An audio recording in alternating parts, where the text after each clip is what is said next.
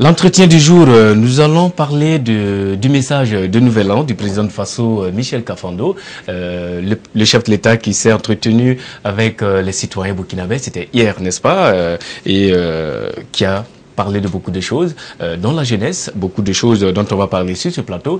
Et justement, pour égrener ce message du nouvel an du président de Faso, je reçois sur ce plateau Piga Souleymane Yamego, que vous connaissez très bien. Piga Souleymane est coordinateur national de l'association Perform et il est secrétaire permanent du mouvement Le Balai Citoyen. Bienvenue, Yamego. Merci. Merci de répondre une fois de plus à notre invitation. Eh bien, vous avez suivi, je suppose, le message de Nouvel An du président de Faso, Michel Kafando. Peut-être avant d'aller plus loin, qu'est-ce qui vous a le plus marqué? Donc, avant déjà d'entrer dans le message, dans le vif du sujet, je tiens d'abord à dire un bonjour à tous mes frères et sœurs, à toute la communauté. Justement, vous voulez les meilleurs téléspectateurs. Voilà, justement, des vœux de santé surtout, et beaucoup de courage et de motivation parce que, comme on le sait bien, les 30 et 31, la jeunesse burkinabé et la population globalement a payé un lourd tribut de cette lutte et de cette insurrection. On souhaite généralement que ce pourquoi nous nous sommes battus, que nous puissions l'obtenir au courant 2015 et pour les années à venir. Alors, en tant que jeune, je demandais de savoir ce que vous a le plus marqué dans ce discours, mais nous allons aller pas par pas. Le président commençait par dire « chers compatriotes, chers frères, chers amis et résidents du Burkina Faso ». Est-ce que vous vous êtes senti, dès le début de ce message, senti un peu plus proche du chef de l'État? Bon, en fait, le cher compatriote, ça m'a un peu rappelé le cher concitoyen et concitoyenne de l'ex-président de ce pays, Blaise Compaoré. Mais je trouvais que c'est assez original également qu'il tente à travers cette formule de se fondre un peu dans la masse, de se simplifier. Cher ami. Voilà, cher ami, cher frère. Mais comme je l'ai dit toujours, moi, je ne cherche pas à être proche d'un chef d'État ou pas. Pour moi, c'est le juger aux actes. Donc, Michel Kafando, ce que nous attendons de lui, ce n'est pas des discours pour être plus proche de nous ou pas, c'est de mener des actes concrets sur le terrain de manière à ce que nous, en tant que jeunes, nous nous sentons dans le processus qui est en cours. Donc, nous, ce que nous attendons, c'est beaucoup plus des actions concrètes. Alors, pour des actions concrètes, en tout cas, le président, pour ce qui concerne son message, a parlé de beaucoup de choses, a promis des actions pour les Burkinabés, et déjà qui rappelle l'année 2014 qui a été une année difficile pour les Burkinabés, et rappelle les promesses que la transition a prises et a fait en tout cas auprès des Burkinabés, avec beaucoup de dossiers qui seront revus. Vous, en tant que jeune, est-ce que vous pensez que la transition a vraiment les moyens pour réussir sa mission? Je pense que la transition doit se donner les moyens de réussir. Déjà, par rapport à mon impression globale du message du président de la République, bon, en fait, vous savez ce qui est important pour moi dans la gestion d'un État, dans la gestion d'une structure. D'abord, ce sont les valeurs que nous mettons en avant. J'insiste toujours sur la question des valeurs parce que ce sont les valeurs qui codifient toutes les pratiques, toutes les actions des individus dans la société. Oui. Et donc, on ne peut pas aujourd'hui se mettre à dire des actions qu'on va mener sans mettre en avant une valeur fondamentale, quelque chose pour laquelle nous pensons que nous devons nous battre, c'est-à-dire un idéal. Aujourd'hui, dans le message, c'est ce que je peux reprocher déjà pour le message du président de la République, nous n'avons pas senti un idéal, une vision, une valeur commune, quelque chose qu'il attend du Burkinabé dans son ensemble. Et il a mis l'accent sur des actions concrètes à mener, mais pas sur la construction d'un être. Et donc, ce que nous demandons au ministre et au président de la République de la transition, donc, c'est de beaucoup plus mettre l'accent sur ça. Parce que quand on définit une valeur, c'est à partir de ces valeurs que tout le reste peut être défini. Parce que lorsqu'on a transformé, on a changé, parce que nous avons eu l'alternance.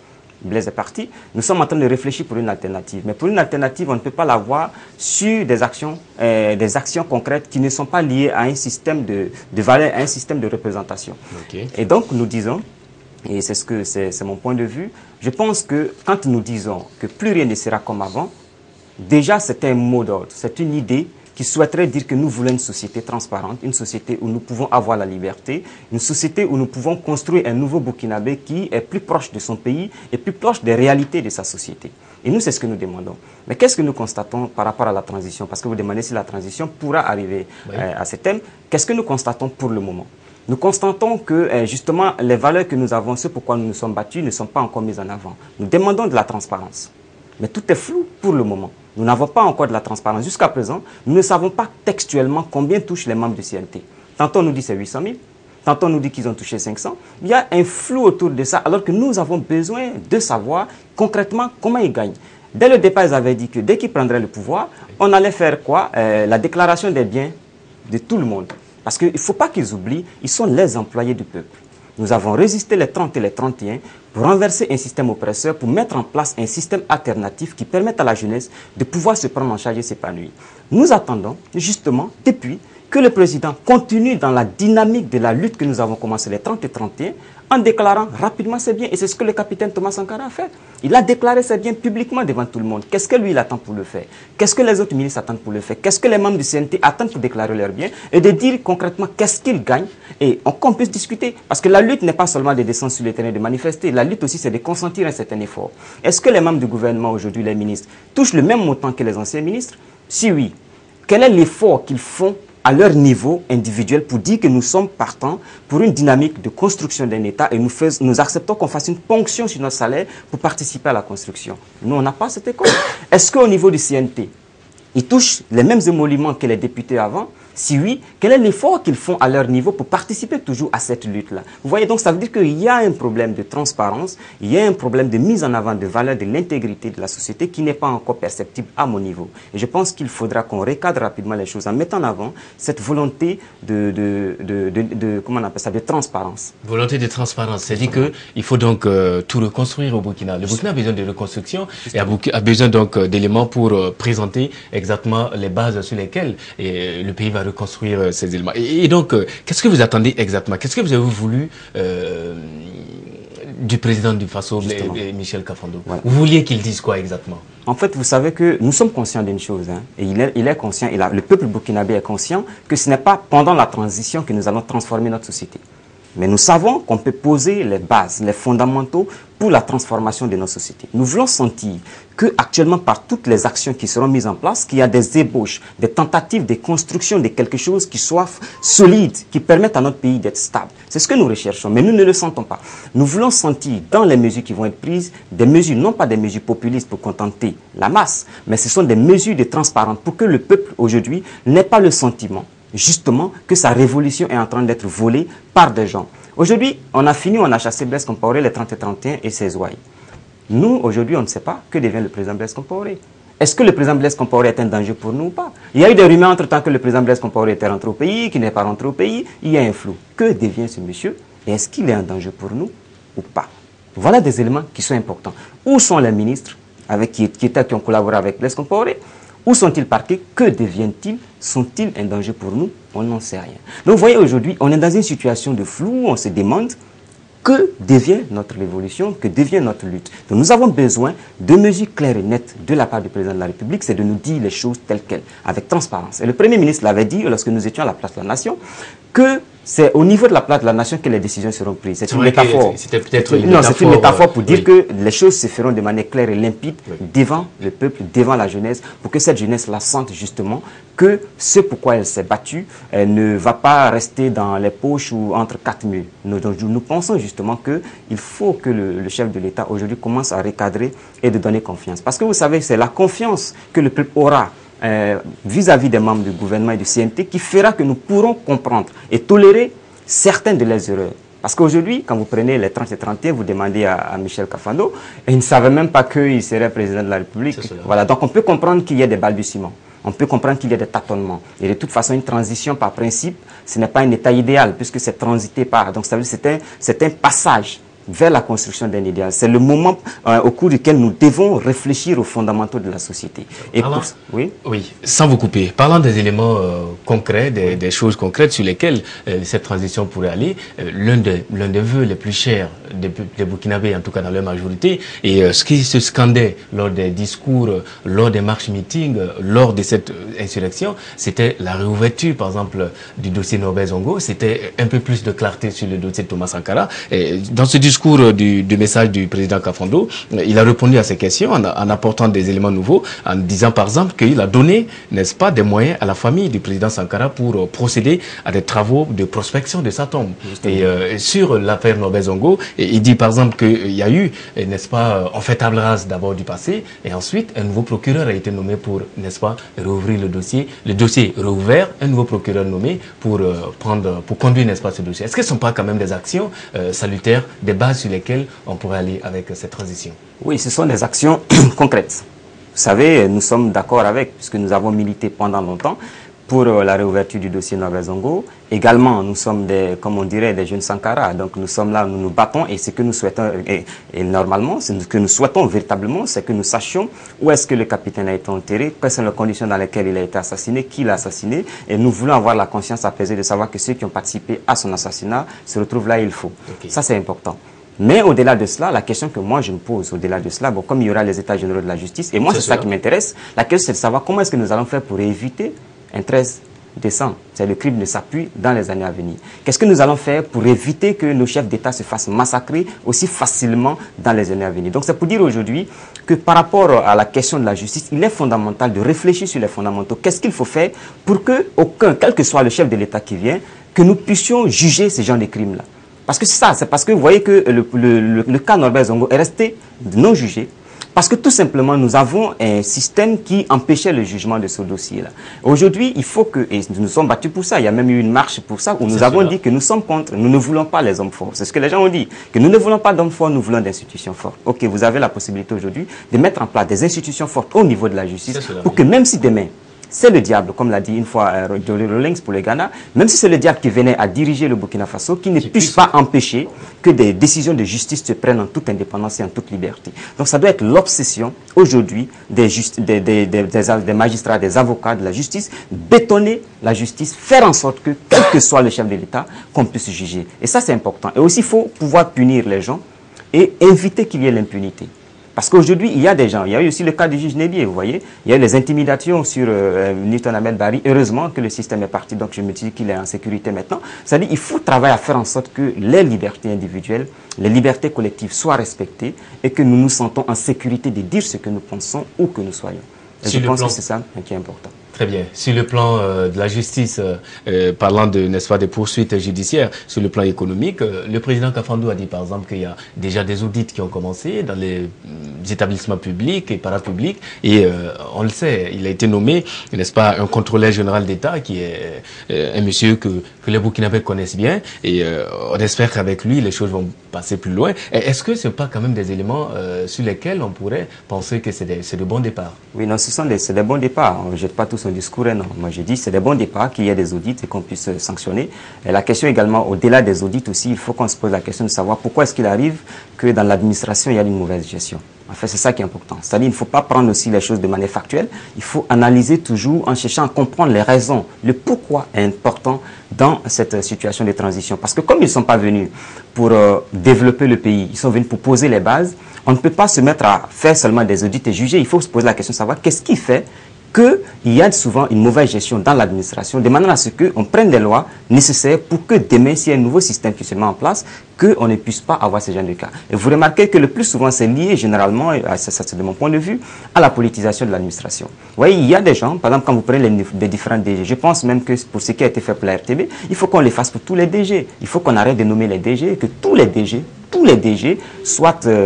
viennent déposer leur dossier et qu'on les prenne sur la base de leurs compétences.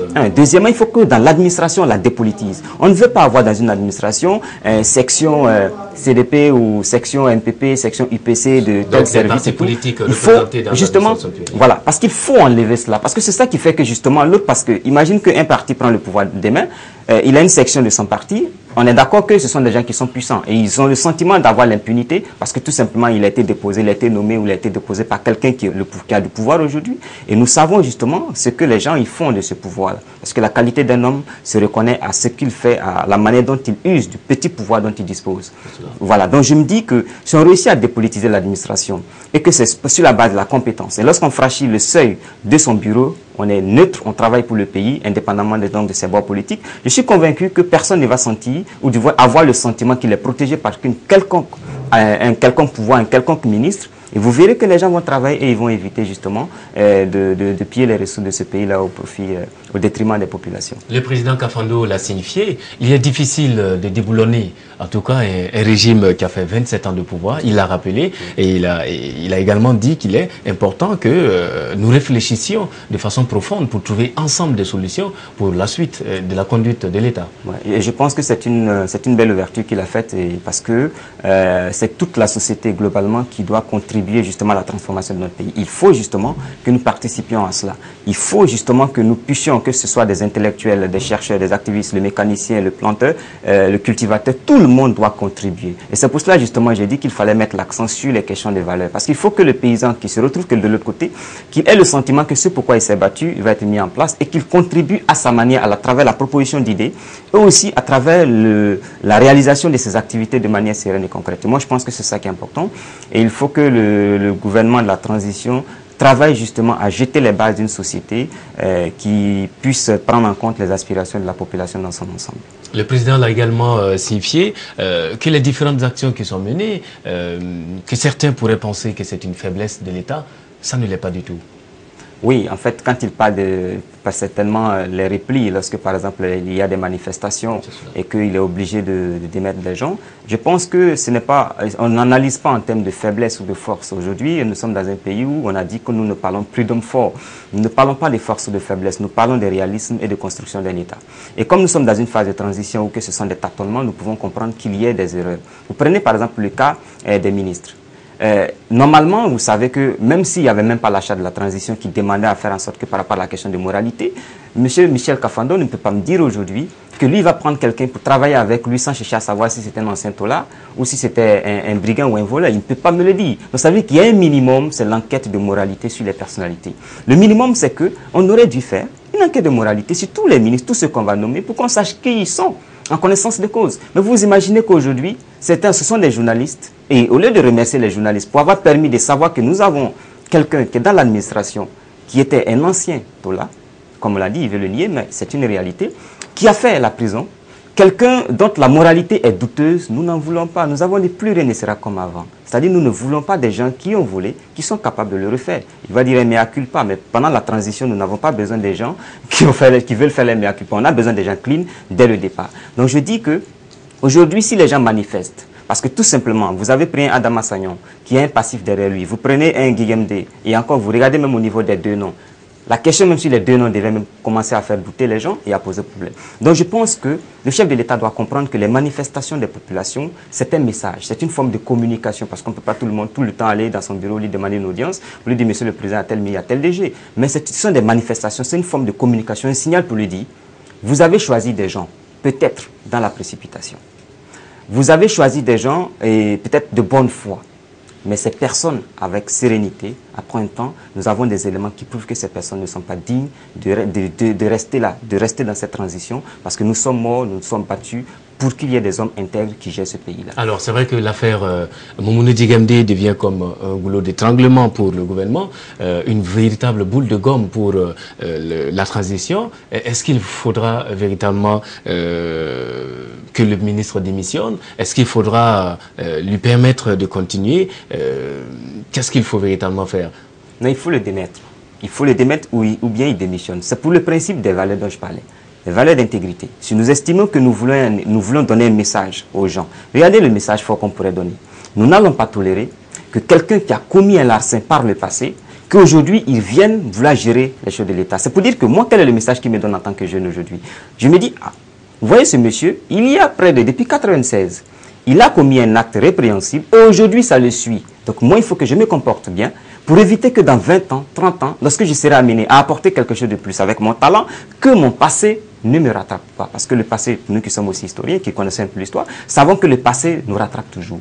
Donc c'est pour cela, il faut que le message que Michel Kafando doit donner à la jeunesse burkinabé, c'est de dire, battez-vous dignement et de manière intègre pour éviter que votre passé vous rattrape. Mais s'il ne le fait pas, qu'est-ce qu'il nous dit? Vous pouvez tuer à un moment donné, vous allez faire la prison, vous allez payer, vous allez ressortir, et 20 ans après, bon, vous pouvez être nommé pour être un président ou un ministre et puis diriger le pays. Non, nous disons non, il ne faudra pas que le président et son premier ministre nous passent le message qu'on peut être un gangster 20 ans en arrière et puis pouvoir gérer le pays, des hommes intègres et le pays de Thomas Sankara. L'histoire a de la mémoire. Les passés, l'histoire est faite de... il y a des faits et des gestes, donc un passé qui peut nous rattraper. Et le président qui salue la jeunesse, qui salue les femmes, les tout petits, et salue particulièrement la jeunesse pour sa vaillance et son courage, son patriotisme lors de l'insurrection populaire d'octobre 2014. C'est vrai, vous étiez sur le terrain lors justement de toutes ces manifestations, lors de toutes ces actions qui ont contribué au départ, ou en tout cas qui ont mené au départ de l'ex-président Blaise Compaoré. Avec le recul, quel est le regard que vous portez sur la jeunesse burkinabé? Non, mais je pense que la jeunesse burkinabé, était dynamique. Elle est dynamique, en fait, elle a surpris, je vais dire, en termes de transformation en un rien de temps. Parce que je me rappelle bien que lorsque, au début, autour de 2008, 2009, 2010, lorsque nous étions dans nos activités de sensibilisation à l'intérieur du pays, avant même la naissance du ballet citoyen, il faut reconnaître que nous travaillions justement avec Smoke Sam Skaleja et puis également Diallo Abdoulaye dans le cadre du festival Ciné Droit Libre. Nous allions dans les provinces sensibiliser les populations. À l'époque, nous étions considérés comme des dangers. On avait même peur d'être à côté parce qu'on disait on ne sait jamais, on peut exploser avec vous. Voilà. Mais au fur et à mesure que nous sommes restés constants dans notre lutte, nous sommes restés persévérants, la peur a commencé à changer de camp. Les jeunes ont commencé à comprendre qu'ils peuvent fédérer leur énergie parce que notre nombre est notre force pour pouvoir transformer les choses. Vous voyez, le slogan du ballet a marché parce que quand vous voyez le nombre, le monde qui est sorti, notre nombre est notre force. Quand moi, par exemple, le jour lors du meeting du 28, quand je suis monté sur le podium et que j'ai vu cette marée humaine, j'ai jamais vu de monde aussi immense de ma vie. Et lorsque les 30 et 31, nous étions en train de nous franchissions les barrières, que nous avancions au fur et à mesure, on avait le sentiment que chaque pas que nous posions, nous étions en train d'écrire l'histoire de notre pays. Et lorsque nous sommes arrivés au niveau de l'Assemblée nationale et que nous avons pris l'Assemblée nationale, j'étais avec mon camarade Zinaba Rasman, quand on s'est vu devant l'Assemblée nationale qui a été prise, on a commencé à pleurer. Parce qu'on ne croyait pas que nous ne croyons pas que, en fait, nous allons réussir à traverser ça, sans qu'il y ait des centaines et des milliers de morts et que nous allons réussir à chasser Blaise de notre jeunesse. Donc voilà des éléments qui m'ont rassuré. J'ai vu la résistance des jeunes au niveau des Dapoya. Dans tous les secteurs, les jeunes se sont battus. Tout le monde était là, dans les petits couloirs. Oui, c'était un mouvement d'ensemble. Et ce qui est intéressant, je me rappelle bien quand on avait été gazé, une anecdote, quand on nous avait gazé au niveau de la cité en 3, j'étais avec Maître Cam et puis on s'est plus ou moins dispersé, on fuyait, j'ai tout fait.